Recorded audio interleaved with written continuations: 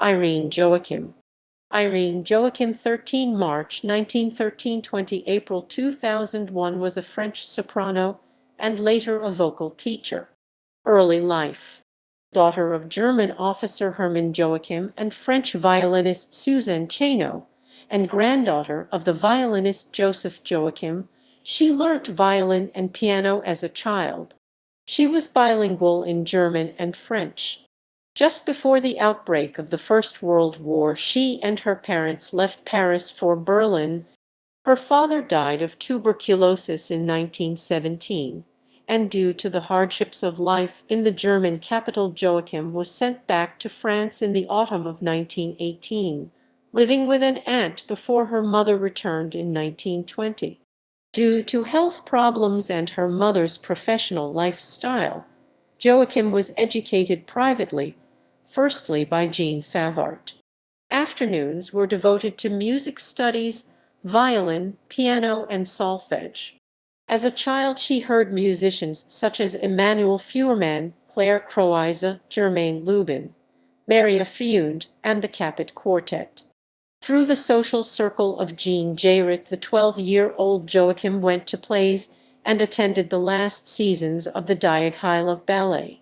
During the summer of 1926, and for several months in 1927, Irene accompanied her mother, who undertook 2 visits as a teacher with the Yanker family in Chicago.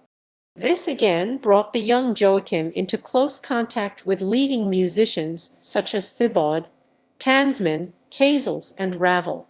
Back in France, she stopped her violin studies but continued with the piano. She married firstly Roger Weber on 29 July 1929, and on 3 July 1930 her son Alain was born. However, she divorced Weber soon after, and suffered a period of depression and uncertainty about the direction of her life. She married secondly Jean Geyrit and thirdly Jean-Louis Lévy-Alvers, great-grandson of David Lévy-Alvers, film producer, in November 1955. At the instigation of Jean Geyrit, in 1933 Joachim began singing lessons with Germaine Chevalet. Her progress was such that she entered the competition to enroll at the Conservatoire de Paris, joining the class of Suzanne Cesbron-Weisser in October 1935, later studying with Georges Weisser solfege and Pierre Chéreau. During her conservatoire years, Joachim supported herself by singing in choirs and also sang at the Concerts du Société du Conservatoire. Career. In her final months at the Conservatoire in 1938, Joachim made her first audio recordings of Lieder by Brahms and Mozart. She would follow these during the Second World War with not only the first complete recording of Pelléas et Melisande, but vocal music by Yves Nat and excerpts from Les Indes Galantes. Joachim made her debut at the Opéra Comique on 2 February 1939 as Nanthilde in Le Bon Roi Dagobert by Samuel Rousseau.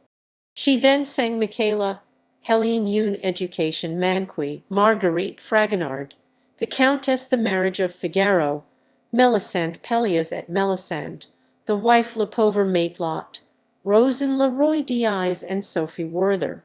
She also created Leda Amphitryon 38, Ginevra Ginevra, Isabelle Guignol, Madeleine Marion, and Eisner, Le Rossignol de Saint-Malo. At the German invasion in 1940, along with many other Parisians, she fled the city, but returned to the capital after the armistice. Joachim is particularly remembered for her interpretation of Melisande in Pelléas et Melisande, which she first sang at the Opéra Comique on 12 September 1940. Reprising it in France and abroad up to 1952, she recorded the role in April and May 1941 under Roger Desormière. She had studied Melisande with Georges Weisser, who had worked alongside André Messager during the opera's premiere run, and she also had several meetings in Paris with Mary Garden, who created Melisande, and who particularly helped Joachim with stage deportment for the role.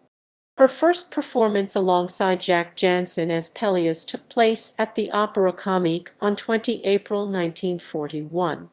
Joachim's fame in Pelléas at Melisande brought about an invitation from the Propaganda-Staffel to sing in Berlin, which she refused. During the war years, especially from 1942, she joined other artists in the Front National. Her home was used for passing messages among the group.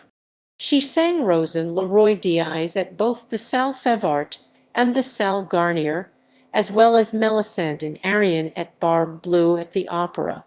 While her operatic career continued, the post-war years saw Joachim develop a fruitful relationship in recital with Jane Bathory. Later in the 1950s, with other accompanists, she made several broadcasts for French radio. She participated in the premiere of Le Soleil des Eaux by Pierre Boulez as well as of works by Henry Dutilleux, Wiener and Neg. She was renowned for her impeccable diction. Irene Joachim also sang German lieder such as Schubert, Schumann, Berg. She won a Grand Prix du Disque in 1959 for her recording of Lieder by Carl Maria von Weber. In 1956, Joachim's contract at the Opéra Comique concluded, but she went on to be active in broadcasting and recitals. From 1954 to 1962, Joachim taught singing at the Schola Cantorum. From 1963, she was a professor at the Paris Conservatoire. Recordings, as well as the classic recording of Pelléas et Melisande. Radio broadcasts covered another opera comique performance of Pelléas et Melisande with Jansen, conducted by Jean Fournet, 12 February 1955, plus many songs and recitals, particularly of 20th-century repertoire. Filmography. Joachim's first films date from her time at the Conservatoire. She took part in Jean Renoir's Les Basses Fonds, the voice of a cabaret singer, in 1936, and in La Marseillaise in 1937, Madame de Saint Laurent, singing and accompanying herself. She appeared and sang in the 1943 film Les Anges du Pech Robert Bresson, and in 1951, La Dernière Étape by Wanda Jakubowska.